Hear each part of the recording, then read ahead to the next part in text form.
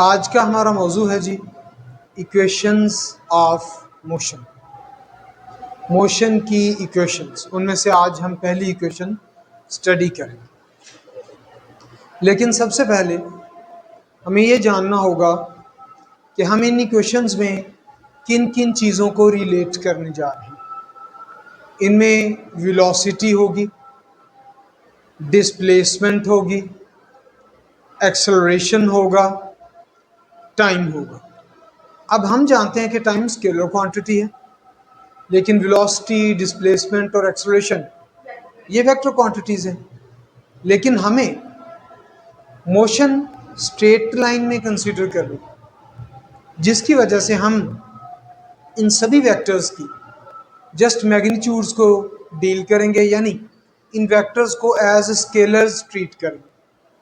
अगर आप बॉडी की मोशन लीनियर मोशन ले लें, स्ट्रेट लाइन मोशन ले लें, तो फिर आप इन वेक्टर्स को एज स्केलर ट्रीट कर सकते हैं। यहाँ पे दो बड़े इंपॉर्टेंट एमसीक्यूज आपके साथ शेयर करता हूँ, वो एमसीक्यूज नोट होने चाहिए। क्या वेक्टर्स को स्केलर्स की तरह ऐड किया जा सकता है? Can vectors be added like scalars? तो इसका आंसर तो वाज़ेह तौर पे नो है, ऐसा नहीं है। लेकिन अगर दो वेक्टर्स सेम डायरेक्शन में हों तो आप उन्हें डायरेक्ट ऐड कर सकते हैं जस्ट लाइक स्केलर्स, और वो आपको मैक्सिमम रिजल्टेंट दें। एग्जाम्पल के लिए वेक्टर ए को वेक्टर ए में ऐड करें तो ये वेक्टर क्या कहलाएगा? 2a, क्योंकि दोनों सेम डायरेक्शन में, आप सिंपली उन्हें ऐड कर सकते हो। तो ये जस्ट लाइक स्केलर्स एडिशन हो गई। इसी तरह मेरे बच्चों, can vectors be subtracted like scalars? Yes. वैसे तो जनरल हमारा आंसर नो है, लेकिन एक पर्टिकुलर सिचुएशन में यस है। वो क्या? When they are in opposite direction. जब वेक्टर्स बिल्कुल अपोजिट डायरेक्शन में हो, एंटी पैरेलल हो, तो आप उन्हें स्केलर्स की तरह सब्ट्रैक्ट कर सकते हो। फॉर एग्जाम्पल 2a वेक्टर में से 1a वेक्टर माइनस कर दें तो आंसर 1a आ जाएगा। तो ये हम जितनी भी आज इक्वेशंस ऑफ मोशन में क्वांटिटीज पढ़ेंगे, they are along the same direction. पहले इक्वेशंस ऑफ मोशन की कुछ कंडीशंस स्टडी करते हैं। सबसे पहली कंडीशन,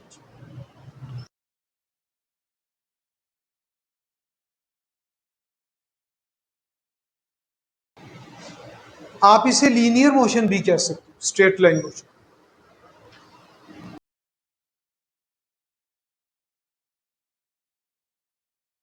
इसमें जो एक्सेलरेशन स्टडी करेंगे वो यूनिफॉर्म एक्सेलरेशन होगा।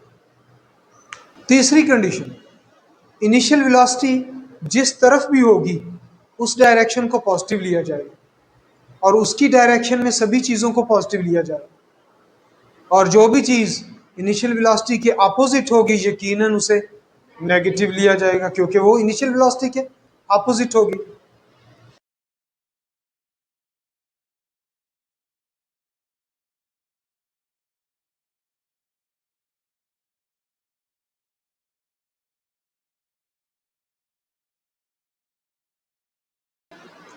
तो अभी आगाज करते हैं फर्स्ट इक्वेशन ऑफ मोशन। ये रिलेट करती है वेलोसिटी, एक्सेलरेशन और टाइम। आप वेलोसिटी की क्योंकि मैग्नीट्यूड से डिस्कस कर रहे हो, तो आप यूं भी कह सकते हो कि ये स्पीड टाइम को रिलेट करती है।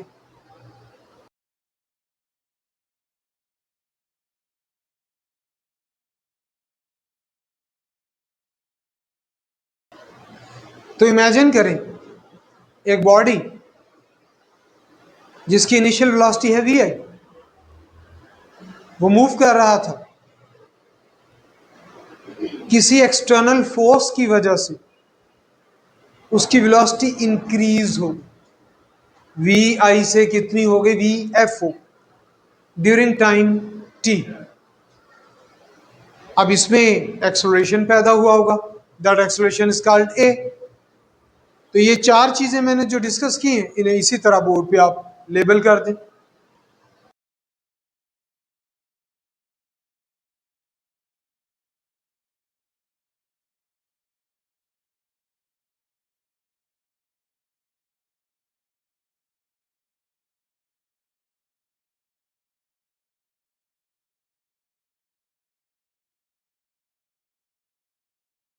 तो हमें ऑलरेडी पता है कि acceleration is rate of change of velocity. So we have divided change in velocity by time. That gives acceleration.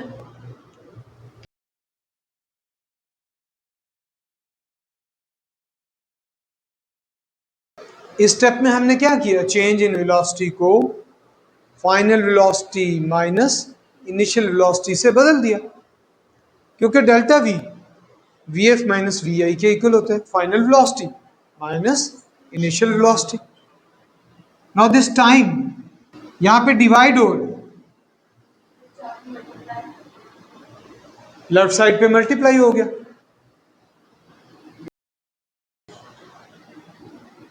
We आई इधर माइनस है, इसे राइट साइड पे लेफ्ट साइड पे लाएं, प्लस हो जाए।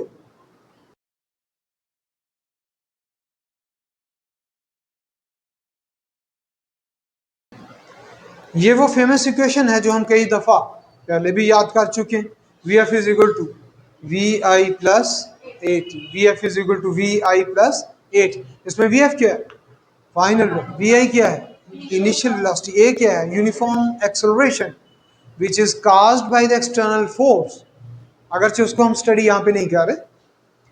और t is the time taken during this change. तो first equation of motion in graphical method.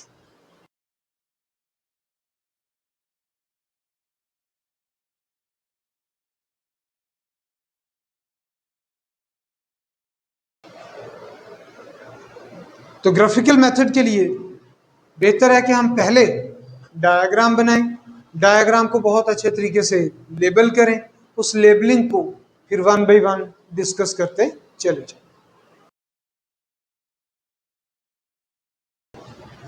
अभी जो हम ग्राफ बनाने जा रहे हैं, आप उसे वी टी ग्राफ भी कह सकते, वेलोसिटी टाइम ग्राफ जो भी कह सकते।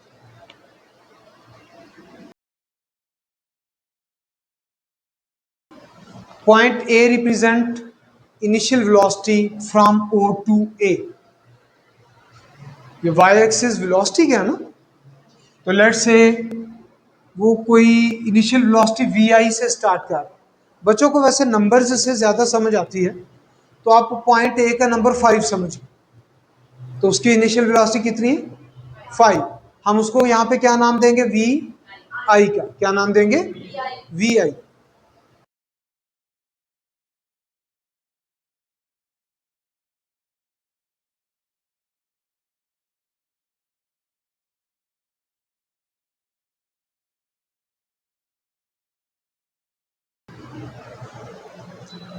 तो आप ओ ई को भी वी एफ कह सकते हो और बी बी को भी वी एफ कह सकते हो, जो इसके पैरेलल है। हमें क्लियर? ये लाइन भी अलोंग वाई एक्सिस है, ये लाइन भी अलोंग वाई एक्सिस है, और अलोंग वाई एक्सिस हमने क्या लिया? वेलोसिटी। और अलोंग एक्स एक्सिस हमने क्या लिया? टाइम।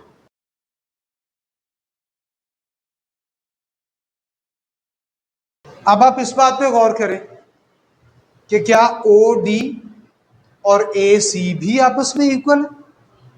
यस, ओ डी भी अलोंग एक्स एक्सिस है और ए सी भी अलोंग एक्स एक्सिस है। तो ये दोनों किसके रिप्रेजेंटेटिव हो गए? टाइम। और ये दोनों वेलोसिटी, ये इनिशियल वेलोसिटी का और ये फाइनल वेलोसिटी। हमने ग्राफ यहां से शुरू नहीं किया, हमने ग्राफ शुरू ही कहां से किया? ए से शुरू किया, जबकि उसके पास वेलोसिटी 5 ऑलरेडी मौजूद थी। यहां से वो इंक्रीज हुई और यहां पे लेट्स से बच्चों को समझाने के लिए कहते तो 10 हो, ठीक है। और लेट्स से टाइम उसने कितना लिया? 10 सेकेंड टाइम। तो यहां से यहां तक 10, यहां से यहां तक 5, ये भी 5 और इससे ऊपर भी चेंज भी 5। अब हम यही बात इस शक्ल में लिखें,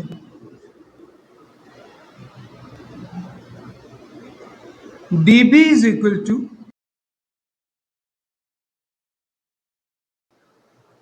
अब हम बी डी को जो कि ओ ई के इक्वल है, क्या नाम दे देंगे? Final velocity. और बी सी, इसके ऊपर मैं क्वेश्चन मार्क लिखता हूं अभी। बी सी हमने फाइंड करना है। यस, आप बी सी को चेंज इन वेलोसिटी भी कह सकते हैं। अब हम जरा बी सी से मुलाकात करना चाहते हैं, और यहां पे वो कीमती पॉइंट आ गया जो मैंने आपके साथ शेयर कर दिया। ये कॉन्सेप्ट बड़ा जरूरी है। This concept is called slope concept, delta Y over delta X. क्या मैं इसको यूं कहूं तो आसानी ना हो जाएगी कि perpendicular over base delta Y over delta X, delta Y Y axis, delta X X axis, perpendicular over base. तो अपने जहन में लेके आए परपेंडिकुलर ओवर बेस, वो तो tan थीटा होता है। तो बेटा जब भी आपके सामने स्लोप का कॉन्सेप्ट आए, फौरन सर हमाद की बात आपके जहन में आ जाए कि स्लोप का मतलब होता है tan थीटा। और यहां पे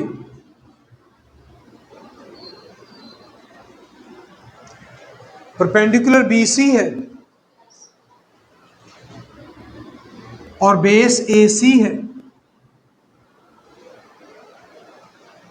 आप इस राइट एंगल ट्राइंगल को स्टडी कर, मैं इसे ग्रीन कर देता हूं। इस राइट एंगल ट्राइंगल में BC परपेंडिकुलर और AC बेस है। BC के अलोंग चेंज इन वेलोसिटी है और AC के अलोंग टाइम है, चेंज इन वेलोसिटी और टाइम। इसका मतलब है, बहुत तवज्जो से सुनिएगा,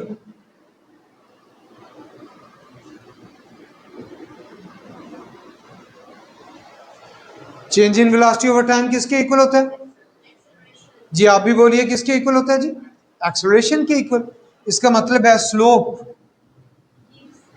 गिव्स एक्सेलरेशन। बड़ा इंपॉर्टेंट एमसीक्यू, नोट होना चाहिए। Slope of VT graph gives acceleration. अब गौर से देखें, हमने इसकी जगह तो एक्सेलरेशन लिख दिया, बीसी हम फाइंड करने चले थे, और एसी टाइम है। स्लोप ने हमें एक्सेलरेशन दिया, बीसी हमने फाइंड करना था, और एसी या ओडी टाइम के इक्वल। अब आपकी बात आ गई कि ये टी इधर आएगा तो BC is equal to AT हो जाएगा।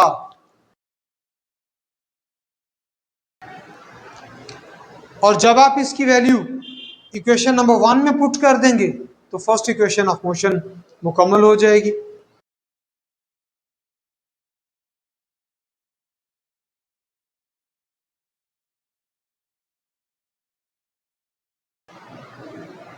बहुत इंपॉर्टेंट, दो इंपॉर्टेंट MCQs नोट होने चाहिए। एक्सेलरेशन की भी दो टाइप्स हैं, एवरेज एक्सेलरेशन और इंस्टेंटेनियस एक्सेलरेशन।